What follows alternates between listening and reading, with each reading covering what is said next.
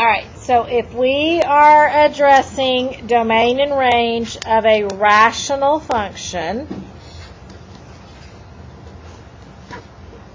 what's the first thing I need to be concerned about?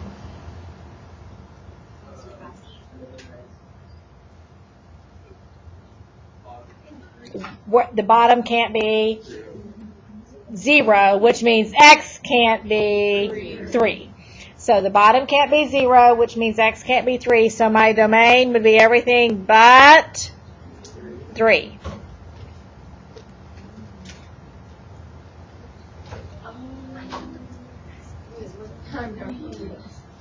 Okay? Everything but 3. So that deals with the domain part of it.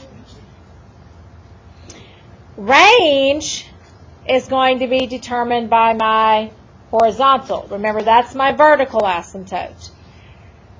So remember, our horizontal asymptote comes from the degree of the top versus the degree of the bottom. Okay? In this case, my degrees happen to be what?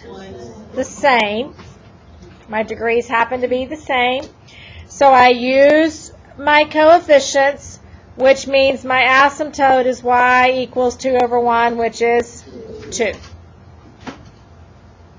Okay? That doesn't mean the range cannot equal 2, because did we learn last year that the graphs can cross the horizontal asymptote? They cannot cross the vertical because it is undefined at the vertical, but they can cross the horizontal. So I have to take my function and set it equal to my asymptote. I have to take my function and set it equal to my asymptote. Yes, ma'am? How did you get the asymptote again? The degrees are the same, so you use the coefficients. Okay. And I cross multiply. So 2x times 1 is 2x. 2 times that becomes 2x minus 6. When I move that over, it cancels.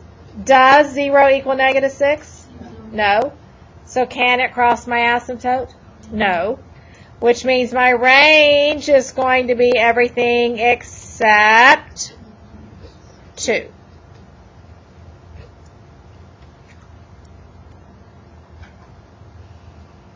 Now, as a review, I used the coefficients because the degrees were the same.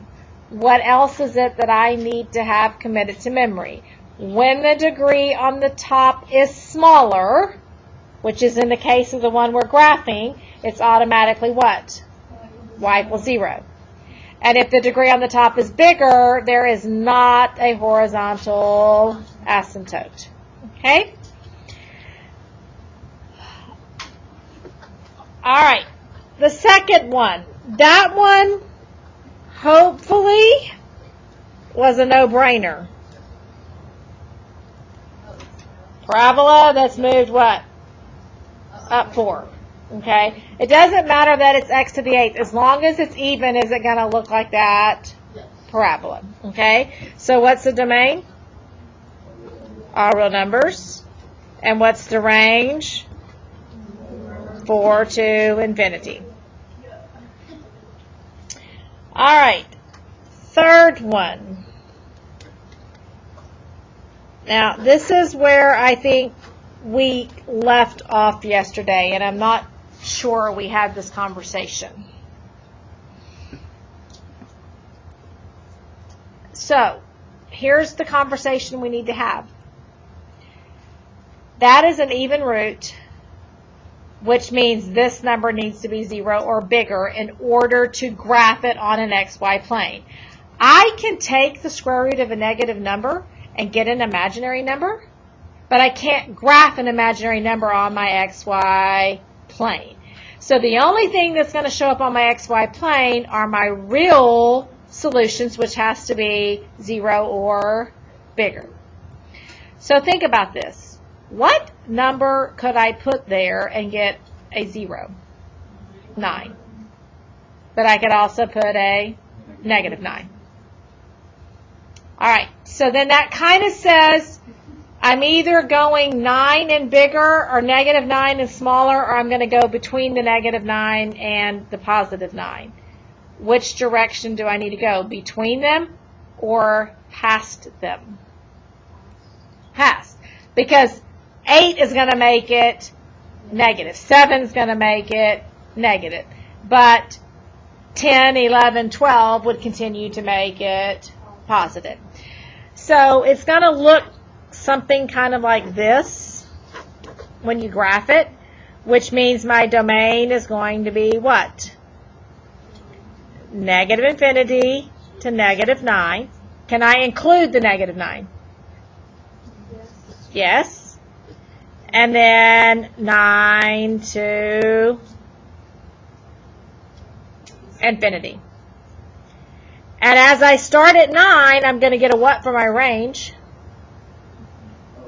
0. And then from there, the numbers are going to go up, correct? So my range would be 0 to infinity. Now, this is something that you just have to sit and process. Because if the inside had simply been x minus 81, then I would just say x has got to be greater than or equal to what? 81. Period. There is no more to it. All right? What if I make it this? Then it goes, it has to be less than this day It can't ever be.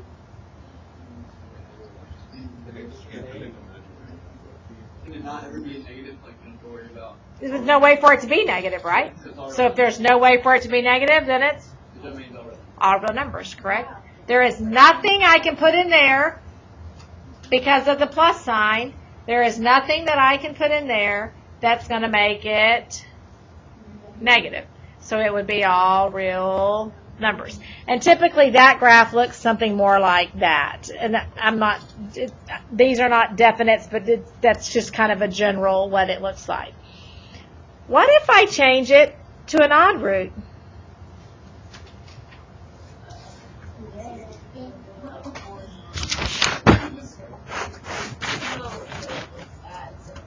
It doesn't matter because it's odd. Can I take the odd root of any number, positive or negative or 0? So once I change this to an odd root, it becomes a no-brainer. What is my answer?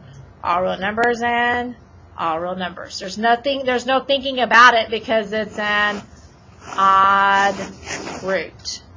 It's an odd root.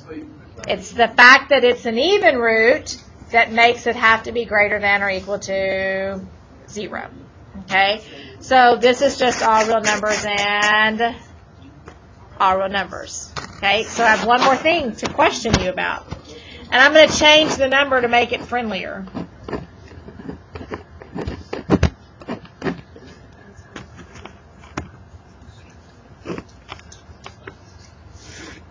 It's even on the outside, but it's odd on the inside.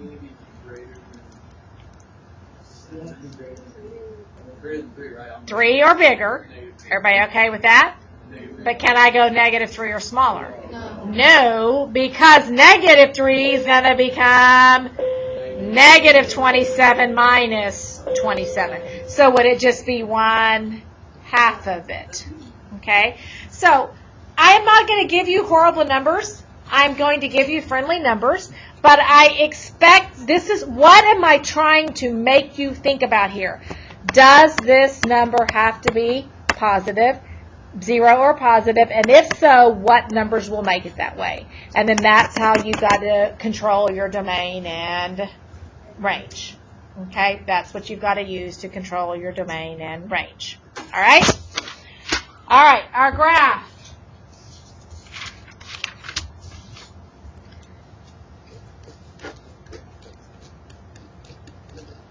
What would y'all say would be the first thing I should do that would assist me in graphing this problem?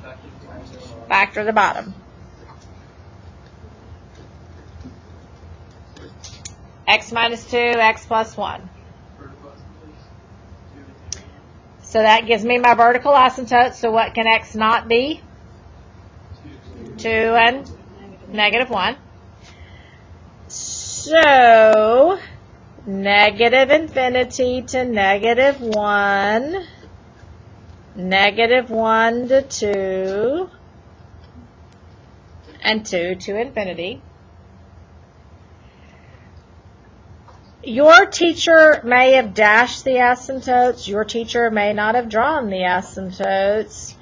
I don't care whether you draw them, whether you dash them, whether you squiggle them. I squiggle mine. So I'm just squiggling my asymptotes. How many pieces are there to my graph? 3. Okay? So that took care of my domain. Just like we started the conversation today, horizontal. This time, the degree of the top is smaller. So what does that make the horizontal? Y equals 0. But does that mean 0 is excluded automatically? No. So remember, we have to take the function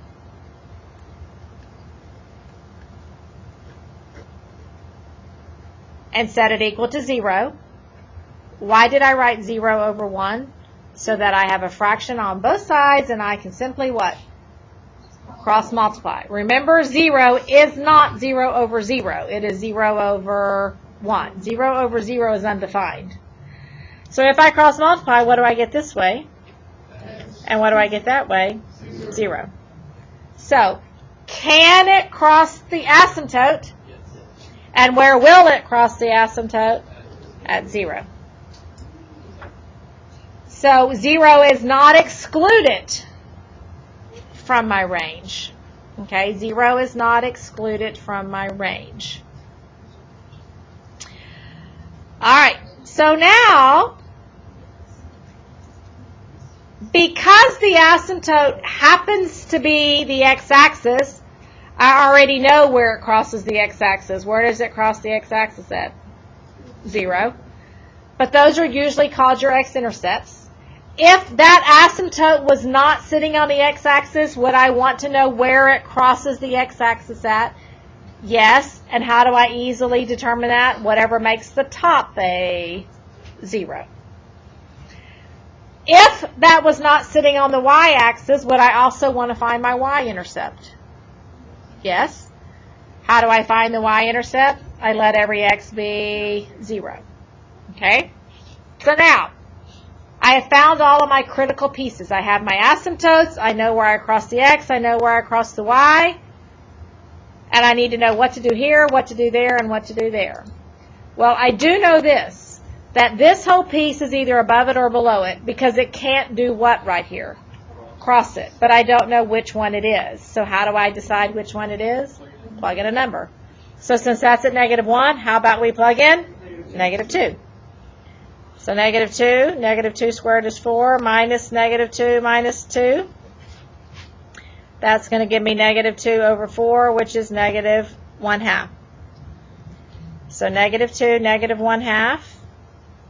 Since that 1 dot's below, the whole thing is below. Let's do the other easy piece. Since that's at 2, what should we plug in? 3. And we'll pick up there when we come back.